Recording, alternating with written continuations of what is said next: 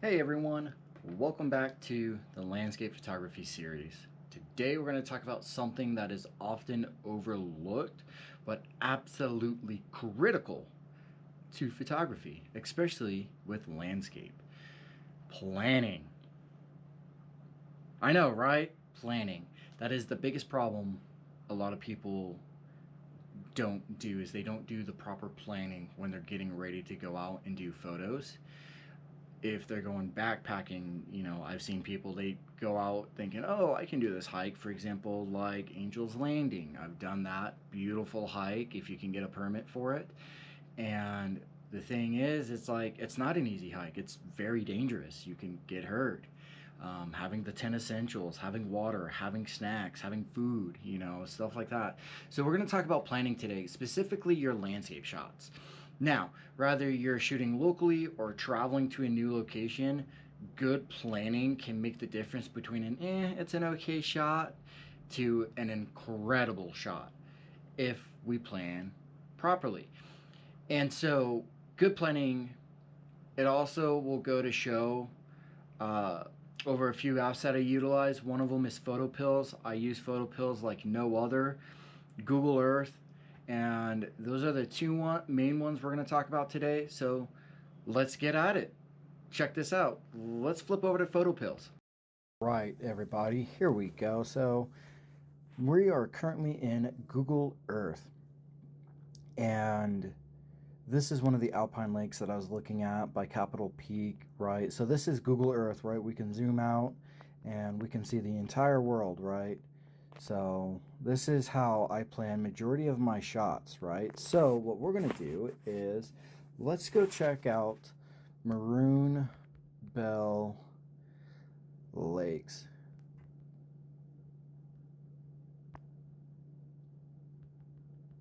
Or Maroon Lake. There we go. Maroon Lake.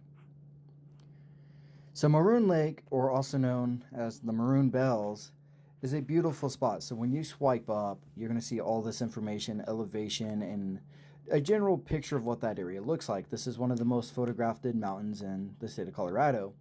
And so here we have Maroon Lake, which is right here in front of us. We can see that West Maroon Creek is over here, which means the bells are going to be right here. So these are the bells, right? So going back to the lake, orient, and we're going to zoom in to the lake, zooming in, and we're going to hit this little person right here. And it's going to give us some dots and a blue line. This is going to allow us to see what this area looks like. So we can see the fall colors as we swipe to the left. We can see the lake is definitely low. Look at that. But in the distance, we can zoom out and we can see maroon bells. And this is a good way to scout out photos without having to drive up there and figure out what is actually going on. And now, if you look, we can tell that it's fall because of the foliage over here. You can see that there's a trail and stuff like that. So this gives us an idea of what this area is going to look like. Now, let's see what another one looks like. Let's go up the trail a little bit. Let's see. Oh, let's go right here. Let's see what this looks like. Right. So, different time of year. Water's a little bit higher, it looks like. Probably summertime or beginning of summer. And look at that. We got a perfect shot of the bells. Now, this is important right here. It looks like we can't go past that on the lake. It's probably an area that they're trying to do some work on or just let natural vegetation take over. We can see the line. Yeah, and you got some more peaks over here that you could potentially take a photo of. We can see the trail up there with everybody on it and stuff like that. So that's the first step. So we know what we're looking. Let's say we wanted to shoot at this spot. Boom.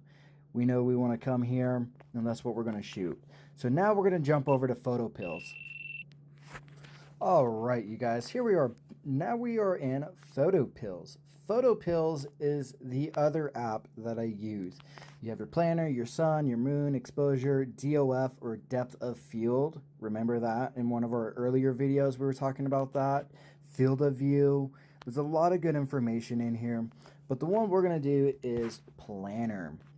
right? So now we're going to come down here and we are going to hit load and we are going to go to Maroon Lake. Boom, there we go. The pin is automatically dropped at Maroon Lake. Zoom in. Let's go to daytime, right? We know that the bells were facing that way, right? They're over there. So let's zoom back into the lake because there's your parking area. As we zoom in, it looks like, let's see, I want to say about right here. Let's say this, I would say this is about the spot we were at, okay? So let's say that's where we're going to shoot, okay? Now, what's cool about this is we're going to go down here.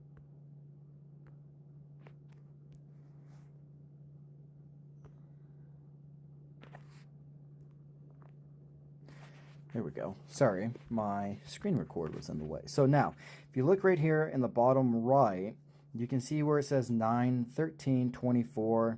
You have your time right there in the middle, and to the left is Friday, right? And let's say we want to be there in the morning. Well, why is this important? Well, first off, do we want to be sunrise or sunset? Well, we can tell by the yellow line that is moving right here, this yellow line, that is the sun. And as we look, those dots are the Milky Way. So we're not too worried about the Milky Way. We want to know what is going on Friday the 13th. So we have some important information up here. As we swipe, you can see sun and moon and stuff like that. This is all relevant depending on what it is you're trying to do. So here, this is important. Civil, nautical, and astronomical, also known as golden hour, blue hour, and twilight. Or you can just come right here. This is generally the most important information. Blue hour is going to be from 0621 to 631. And then golden hour will begin at 631. So we can go off of that. So let's say we're going to hold right here. Now we're going to straighten it out and go by minute. So we are still in, there we go. We're starting to transition to blue hour. Right, 621. Right there, you can see the change. And we can sit there and keep going, and we can slowly see that sun creeping. And so about 6:31 to about 6:50, we're going to start entering into golden hour. And then at golden hour, we're going to keep coming up, and the sun's going to keep coming up.